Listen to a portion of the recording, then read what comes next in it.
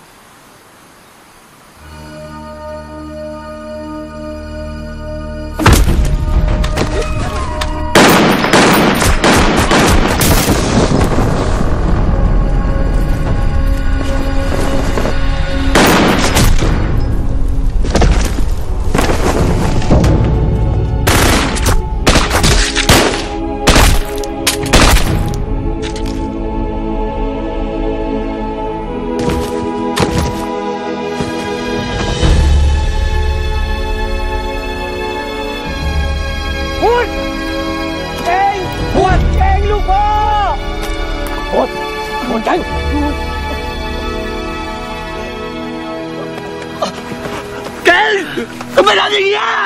ทำไมผมคิดว่าผมทำดีที่สุดแล้วพี่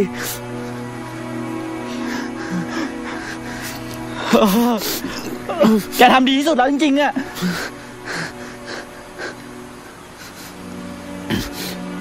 พ่อ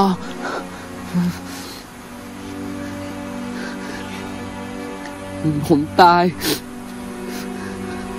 ผมก็ไม่เสียดายไอ้ที่เสียใจที่สุด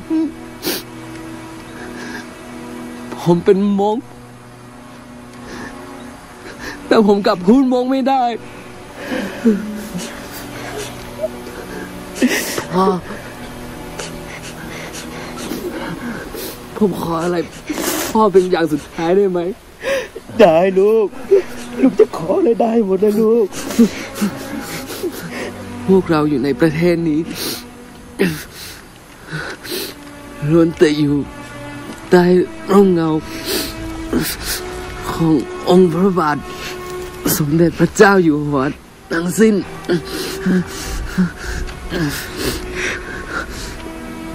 พ่อต้องสัญญากับผมนะว่าพ่อจะพาพี่น้องมงที่หลงเหลืออยู่ในป่าเขามอบตัวเพื่อเป็นพลเมืองดีของประเทศได้ลูกและอย่าให้พวกเขาต้องหลงผิดอีกต่อไปได้ลูกพ่อสัญญาเก่งจะตายไม่ได้ด้วยเก่งลูกจะตายไม่ได้นะลูกต้องอยู่ดูแลชนเผ่าของลูกต่อไป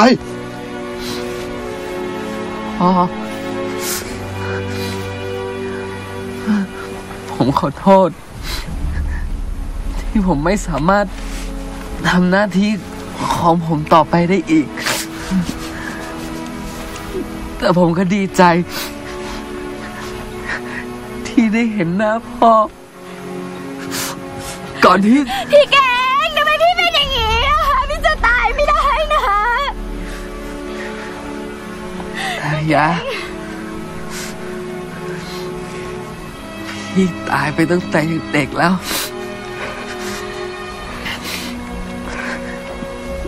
แต่พี่ก็ดีใจที่คุณพ่อเกรียงไกรให้ชีวิตพี่มาได้เป็นพี่ชายของเธอพี่เก่งตอนนี้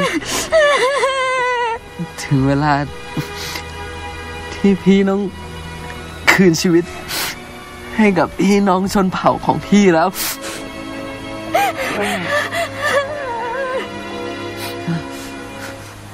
พ่อ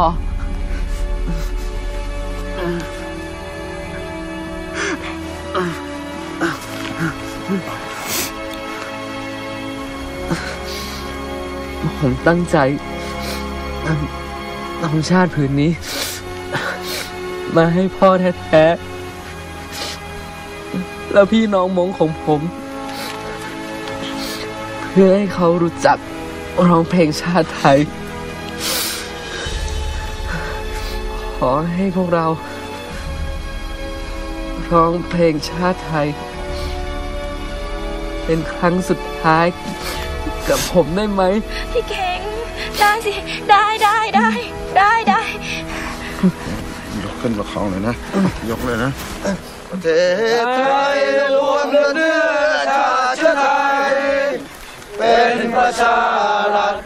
ประไทยของไทยทุกส่วนอยู่ดำรงคงไว้ได้ทั้งมวล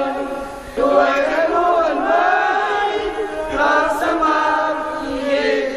ไอ้ที่รักสงบแต่ถึงลบไม่ขาดเอกราชจะไม่ให้ใครทุกทีสละเลือดทุกชาติเป็นชาติเธอประเทศไทยจะมีพิชัยชโย歌唱的破事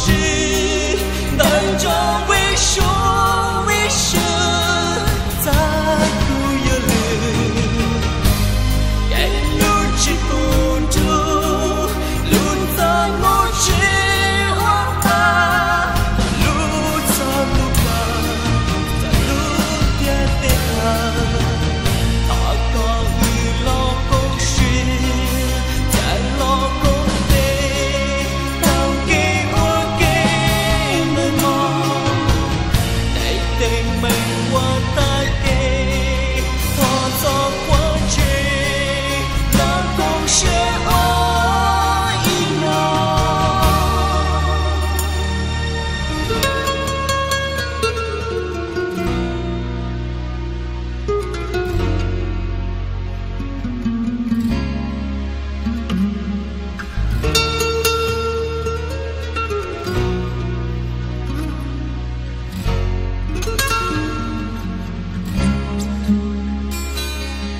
路是很有种的矛盾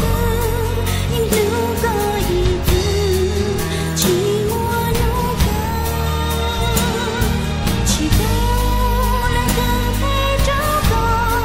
到昨夜有多有的太高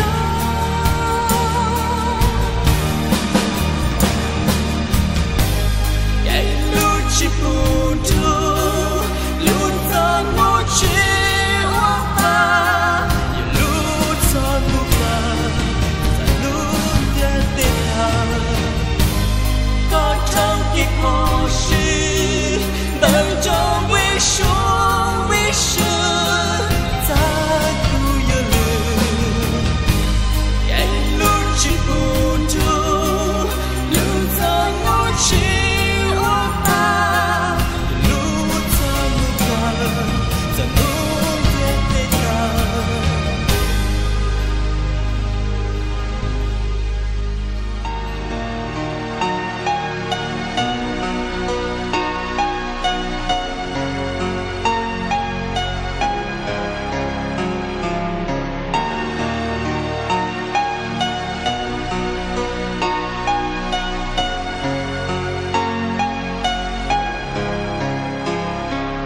ใจฉันไม่เคยยอมแม้จะต้องตายสูญสิ้นสลายวันนี้ถึงจะเป็นยังไงความรักอันยิ่งใหญ่จะเธอทูลเสมอวันเวลาจะผ่านนานเท่าไร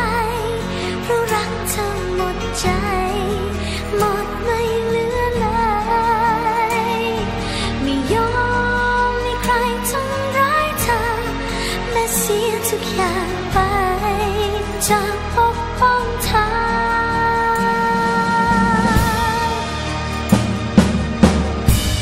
ให้เธอได้ปลอดภัยจากภัยร้ายๆทั้งมวลแม้ฉันเป็นไปรักนี้ไม่ห่างไกลตราบวันสิ้นลมหายใจจะรักไปจนตายสุดท้ายก็เพื่อเธอ